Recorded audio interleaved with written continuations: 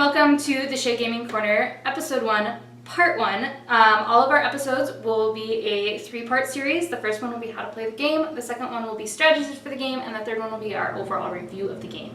So you can watch them as you please if you already know how to play, or you've heard of it before and you're like, man, I already have tons of videos that explain how to do something. I just want to know if it's worth doing. Then just skip over to Part 3, or if you're like, man, I'm struggling a little bit, just skip over to Part 2. Your choice. My name is Katie, and I'm Jeremy. Jeremy. And the first game that we will be reviewing is Time's Up. It is by R&R Games Incorporated. The first series of games that we'll be doing are party games, and this one is a party game. And the definition of that is 7+ people. Is that your definition, or is that like the Webster definition? That's my definition. Oh, okay. Because you have lots of board games, if you're a board game person, that can easily do 5 people. 5 is a great gaming number. And then 6 or 7, 6 is a little bit. So I would amend your definition slightly. I would say 6 or 7+, yes. Also has to play relatively quickly. And by that I mean you don't want a 3-hour game, because if you have 20 people and you break up into groups of like 6, 6, and 8, and then one of them lasts for 3 hours and one of them lasts for an hour and one of them lasts for 30 minutes, you wind up never seeing the rest of the groups because they have to keep starting new games, and they don't you want them to all kind of take roughly the same amount of time, and you want them to all be fairly fast-paced. You don't want them to all take 3 hours. You want them to all be fairly quick. Or another great thing about a party game is a game that you can just keep playing if everyone's having fun. So a game where you're like, oh, we finished, quote unquote, let's play again, great, and it's easy to just keep playing, as opposed to as I just think off the top of my head, Axis and Allies is a terrible party game on every case, because while it does support 6 or 7 players, it actually, I guess, depends on the version you're playing, but there are versions that support that many. It is terrible to reset up and lasts forever, and so it fails in the other 2 categories. And everyone hates each other at the end. Well, that is true of some party games as well. Some of the ones, not this one in particular, but some we will review, that is still the case. Maybe, but that one in particular, if everyone hates each other at the end, it's not a good party game. The other thing about party games is it does allow at least some drinking, and as we go through, we'll tell you how much drinking or how little drinking you should do at what parts of the game. Okay, sure. I think that's important, especially if you consider other games that we've played. Yes, that's true. And while not everyone drinks at a game, the same can be said of, can you get up and go get snacks? Can you get up and get a soda in the middle of the game? Whatever. Those are also very helpful things in a party game. Right. Okay, so Jeremy is going to explain how to play the game, because he is better at that than I am, and I skip steps and just assume that you know. So there are cards, much like Taboo, that have 2 names on them. You probably can't read this from the distance I am from the camera, but in this case, there's a blue side which says Weird Al Yankovic, because all of the answers in this game are names in the base edition, and a yellow side which is Criss Angel. I at least know who both those people are. Do you know who both those people are? Yes. Okay. In some cases, the cards are less obvious and you may not know who they are. There is a book included that in the back explains who all the people are, in case you're curious. And they also have the little symbols. Yes, they also have symbols. I was getting there. So there are also different categories. I didn't open to the page that has all the categories, but in this case, Criss Angel is E for entertainer, and Weird Al Yankovic is M for musician. Weird Al Yankovic, I would argue, is also an entertainer. But whatever. It helps. And the categories are explained in the book. I'll let you figure that out when you play the game. But the recommended setup for the game is to take out 40 cards and then to deal them evenly to the teams. What we find is that when you deal the 4 cards, the way it works is everybody takes 2 cards that they want in the game, 2 cards they don't want in the game. So everyone has an idea what 2 of the cards in the game are. We find that sometimes the game flows better if everybody knows what 4 of the cards in the game are. So what we actually do is, assuming there aren't an abnormally large number of people, we will deal out 6, let you throw away 2, and keep 4. The other thing that does is it keeps more cards in the game that are harder for people to guess, because you have to keep 4 of your 6. So that's also fun for us. But if you want to stick with the recommendation of 40 cards evenly, whatever, however you want to do it, what I will say is, if you get into a huge number of cards or a tiny number of cards, the game is very difficult. So if you're playing, for some reason, with 4 people, you want to deal 6 to 8 cards per person and keep 4 to 6 cards per person. And if you're playing with, what's the largest group we've ever played with? Have we ever played over 12? I don't know that we have. I don't know if we've ever done it for 12. With 12, we definitely kept it to 3 cards per person, because otherwise you just get an absurd amount of cards in there and nobody can remember what any of them are.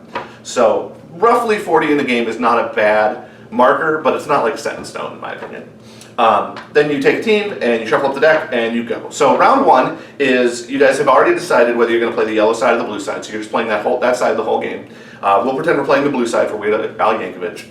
On the first round, I can say as many words as I want, as long as I don't say Weird or Al or Yankovic or Yank or Anything that's in the anything word. that's in the word. And anything that includes part of the word. So if for some reason the word ball was on the card, I'm not allowed to say baseball either. So, just FYI.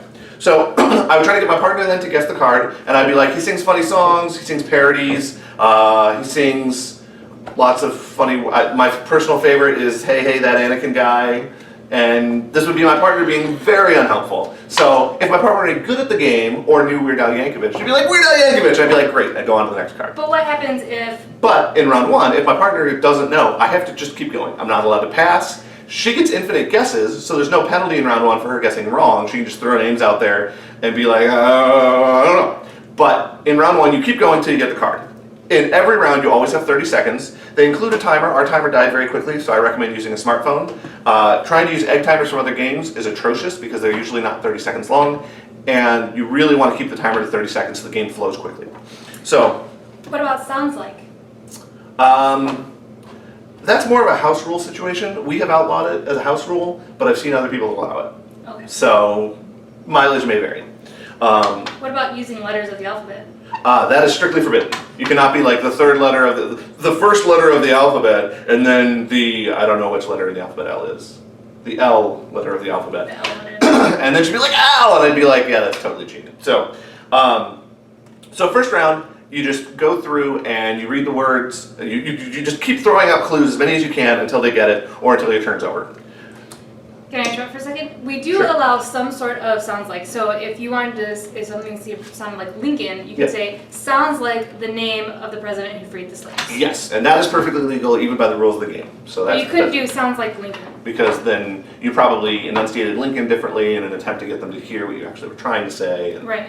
what have you. So that's round one. You go through till all the cards are guessed, and everybody gets points based on however many they got. Great. Round one is basically taboo. Round two, you take all the same cards, shuffle them up again, and you start again. And in round two, you get exactly a one-word clue, and your partner gets exactly one guess. You are allowed to pass, or if they guess wrong, you must pass and move on. So in this particular case, I would be like, because we played the first round, and hopefully my partner remembers something about the clues I gave in the first round, I would say, Anakin. Skywalker. And she would be super wrong, and we would pass.